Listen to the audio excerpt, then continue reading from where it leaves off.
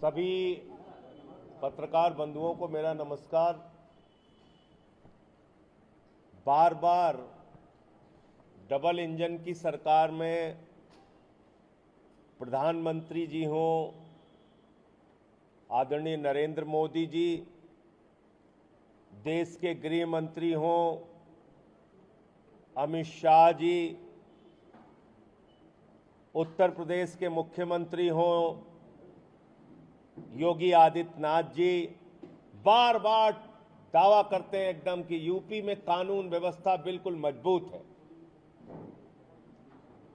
UP के अंदर कानून व्यवस्था से कोई छेड़छाड़ नहीं हो सकती।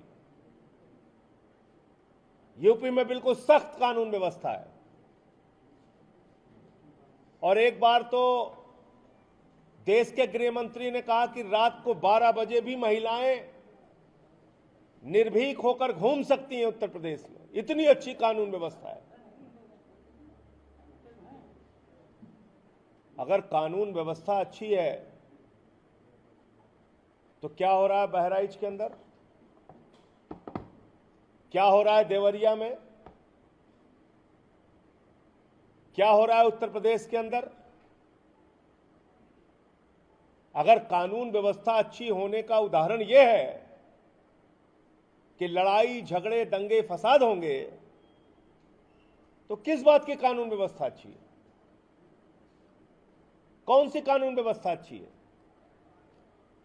भारतीय जनता पार्टी वो पार्टी है जब जब इस देश के अंदर चुनाव हारती है,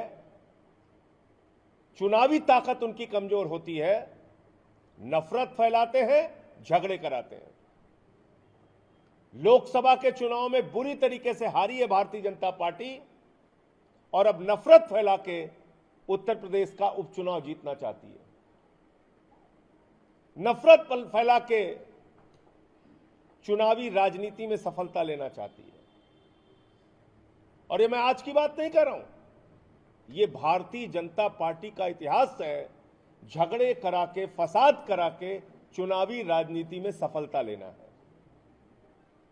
चाहे वो मुजफ्फरनगर हो, चाहे अलीगढ़ हो, चाहे अब बहराइच हो, देवरिया हो। नफरत फैलाओ और राज करो, झगड़ा कराओ और राज करो, फसाद कराओ और राज करो। ये भारतीय जनता पार्टी का फॉर्मूला हो गया। क्योंकि स्कूल बनाना नहीं है, अस्पताल बनाना नहीं है, सड़कें बनाना नहीं है, इंडस्ट्री लगाना नहीं है, उत्तर प्रदेश को तरक्की के रास्ते पे ले जाना नहीं है, किसानों के फसल का दाम देना नहीं है, कृषि क्षेत्र को बढ़ावा देना नहीं है, नौजवान बेरोजगारी के कारण यूपी में आत्महत्या करेगा, किसान कर्ज के कारण आत्महत्या करेगा। लेकिन सबसे शॉर्टकट फॉर्मूला है नफरत फैलाओ, झगड़ा कराओ और राज करो। ये रास्ता बना लिया है बीजेपी ने। और कौन लोग मारे जा रहे हैं इस झगड़े में? अमित शाह का बेटा जिसको बल्ला पकड़ना नहीं आता, वो बीसीसीआई का चेयरमैन बनेगा, यूपी का नौजवान झगड़ा करेगा। अमित शाह का लड़का वो जाके दुबई के शेखों के साथ धंधा करेगा, रोजगार करेगा, बिजनेस करेगा हजारों करोड़ का, और प्रधानमंत्री जी उसके व्यापार को प्रमोशन देने के लिए विदेशों में जाके मस्जिद में भी जाके गले मिल लेंगे। लेकिन यूपी में झगड़ा कराना है। यूपी के नौजवानों के भविष्य की कोई चिंता नहीं है, उनके रोजगार की कोई चिंता नहीं है। कभी आपने देखा अडानी का लड़का किसी दंगे फसाद में, अमित शाह का लड़का किसी दंगे फसाद में, किसी बीजेपी के नेता मंत्री सांसद विधायक का लड़का किसी दंगे फसाद में देखा आपने?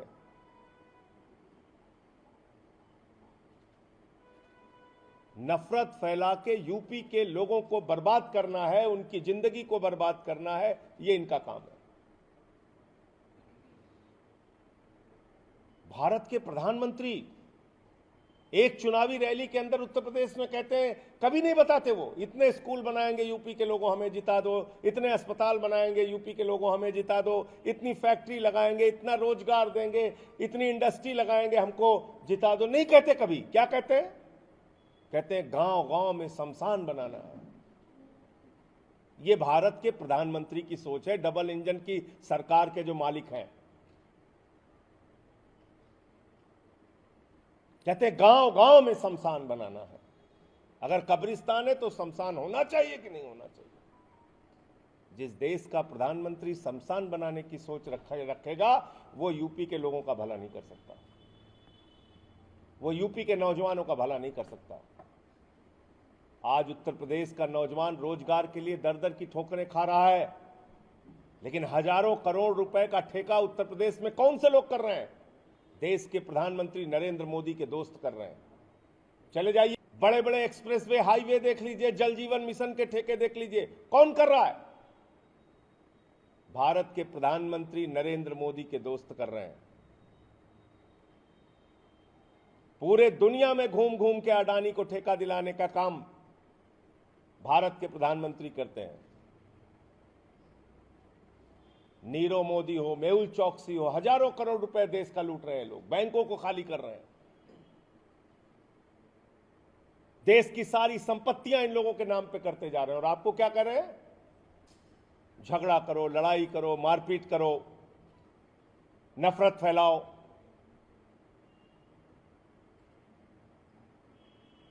और किस हिंदुत्व की बात आप करते हैं? आपके लिए हिंदू धर्म की परिभाषा क्या है? आप किसको हिंदू मानते हैं और किसको नहीं मानते हैं? आपने हमारे देश के तत्कालीन राष्ट्रपति श्री रामनाथ कोविंद जी को अयोध्या के मंदिर के शिलान्यास में नहीं बुलाया, क्योंकि वो दलित समाज से आते हैं। आपने मंदिर के उद्घाटन में मौजूदा राष्ट्रपति श्रीमती द्रौपदी मुर्मू को नहीं बुलाया, इसलिए कि वो आदिवासी समाज से आती हैं। आपके लिए इस देश का पिछड़ा, दलित, आदिवासी ये हिंदू नहीं है। उसके ऊपर मध्य प्रदेश में पेशाब किया जाएगा आदिवासी के सिर पे, और दलित को, सीआरपीएफ के जवान को घोड़ी पे नहीं चढ़ने दिया जाएगा, और गुजरात में अंगूठा काट लिया जाएगा दलित के बच्चे का गेंद छूने पे। वो हिंदू नहीं है। जब जब पिछड़ों का, दलितों का, आदिवासियों का, इस देश के वंचित समाज के लोगों का संगठन और एकता मजबूत होती है, नफरत फैला के, झगड़े करा के राजनीति करना चाहती है बीजेपी। बहराइच में जो कुछ भी हो रहा है बहुत ही दुर्भाग्यपूर्ण है, दुखद है, पीड़ादायक है हम सब के लिए। और मैं बहुत स्पष्ट तौर पे कहना चाहता हूं, हिंदू हो या मुसलमान, जो भी भड़काने की बात करे, कानून के दायरे में उनके खिलाफ सख्त से सख्त कार्रवाई होनी चाहिए। समाज में ऐसे भड़काऊ भाषण देने और लोगों को लड़ाने और झगड़ा कराने की छूट किसी को नहीं होनी चाहिए, चाहे हिंदू संगठन के लोग हों, चाहे मुसलमान संगठन के लोग हों। इसके अलावा हमने तय किया है कि हर महीने प्रत्येक जिले में हर महीने 100 ग्राम सभाओं में कमेटियां बनाने का हमने लक्ष्य रखा है। और उत्तर प्रदेश के सभी जिलों में हमारी कमेटियां 2 कार्यक्रम करेंगी। एक सेवा से जुड़ा हुआ रचनात्मक कार्यक्रम और एक स्थानीय मुद्दे को लेकर आंदोलन का कार्यक्रम। वो चाहे ब्लॉक के भ्रष्टाचार से जुड़ा हो, जिले के भ्रष्टाचार से जुड़ा हो, गांव के भ्रष्टाचार से जुड़ा हो, ऐसा कोई स्थानीय मुद्दा, उसको लेके अपने अपने जिलों में आंदोलन। तो 2 कार्यक्रम हर महीने आम आदमी पार्टी की जिला इकाई निश्चित रूप से करेगी, एक स्थानीय मुद्दे को लेकर और एक कोई सफाई का कार्यक्रम, विचार गोष्ठी का कार्यक्रम किसी महापुरुष के याद में, क्रांतिकारी की याद में। हमने 4 नवंबर से सदस्यता अभियान की शुरुआत करने का निर्णय लिया है और 50 लाख मेंबर बनाने का लक्ष्य रखा है। पूरे यूपी में दावा तो कई करोड़ का लोग करते हैं, मैं उस तरह की बात नहीं कर रहा हूं। 50 लाख ऐसे सदस्य जिनको अपने कार्यक्रमों के साथ हम लोग जोड़ेंगे, अपने विचारधारा के साथ जोड़ेंगे, अपने कार्यक्रम के साथ जोड़ेंगे। इसके अलावा 8 प्रांतों में पार्टी के पदाधिकारियों के लिए प्रशिक्षण शिविर का कार्यक्रम रखा जाएगा। यूपी को हमने 8 अलग अलग प्रांतों में सांगठनिक दृष्टि से बांटा हुआ है और उन 8 प्रांत के अंदर प्रशिक्षण शिविर का आयोजन किया जाएगा। तो ये मोटे मोटे तौर पे आम आदमी पार्टी आने वाले दिनों में अपने संगठन को मजबूती देने के लिए काम करेगी। 3 महीने में एक बार कम से कम प्रदेश की राजधानी, उत्तर प्रदेश की राजधानी लखनऊ में एक बड़ा प्रदर्शन, एक बड़ा जन आंदोलन प्रदेश के मुद्दों को लेके हम लोग करेंगे। ये कल के प्रांतीय जो हमारा प्रदेश का प्रादेशिक सम्मेलन जो हुआ उसमें तय हुआ है और इस पे आगे हम लोग काम करेंगे। अब आपके कोई प्रश्न? आपकी निर्मम हत्या 100% गलत है, उस पे सख्ती से कार्रवाई होनी चाहिए हत्यारों के खिलाफ। और भड़काने की राजनीति जिन लोगों ने किया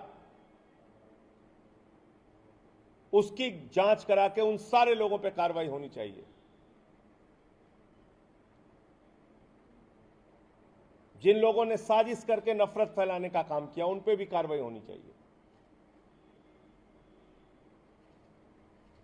इसलिए अब हम सब लोगों को यह सोचना होगा कि उत्तर प्रदेश का भविष्य कैसे आगे बढ़ेगा। अगर आप झगड़े, दंगे, फसाद कराएंगे, कौन सा व्यापारी, कौन सा फैक्ट्री वाला, कौन सा इंडस्ट्री वाला यहां पर निवेश करने के लिए आएगा? बताइए, कहां से आपको रोजगार मिलेगा? कौन इस प्रदेश में पैसा लगाना चाहेगा यहां के विकास के लिए? आपको तो झगड़े से फुर्सत नहीं है, आप कानून व्यवस्था की बात करते हैं। फर्जी इनकाउंटर जरूर होता है यहां पे। तो हम लोग यूपी के लोग हैं, हमें चिंता है यहां इस प्रदेश की जो हालत हो रही है। मैं हाथ जोड़कर विनती करता हूं, हिंदू हो या मुसलमान, मिलकर एक साथ रहिए, एक साथ चलिए। दलित, पिछड़ा, आदिवासी, हम प्रदेश के करोड़ों लोग एकत्रित होकर प्रदेश को आगे ले जा सकते हैं। झगड़े से नहीं ले जा पाएंगे, झगड़े से कोई लाभ नहीं होना है। तो बहराइच में जो कुछ भी हो रहा है उस पर उत्तर प्रदेश की सरकार, योगी आदित्यनाथ जी तत्काल रोक लगाएं, कानून व्यवस्था की स्थिति को वहां बहाल करें, ठीक करें और जो लोग भी दोषी हैं उनके खिलाफ सख्त से सख्त कार्रवाई होनी चाहिए। आज इस प्रेस वार्ता के माध्यम से आने वाले दिनों में आम आदमी पार्टी के जो कार्यक्रम है उसके बारे में भी आपको जानकारी देना चाहूंगा। पहले तो सारे प्रदेश में हमारे जितने भी जिलाध्यक्ष हैं, संगठन के लोग हैं, वो प्रेस कॉन्फ्रेंस करके प्रशासन को ज्ञापन देके बहराइच में और देवरिया में जो कुछ भी हो रहा है वहां पर स्थिति सामान्य करने की, शांति की बहाली की मांग करेंगे और इसमें जो लोग दोषी हैं उनके खिलाफ कार्रवाई की मांग करेंगे।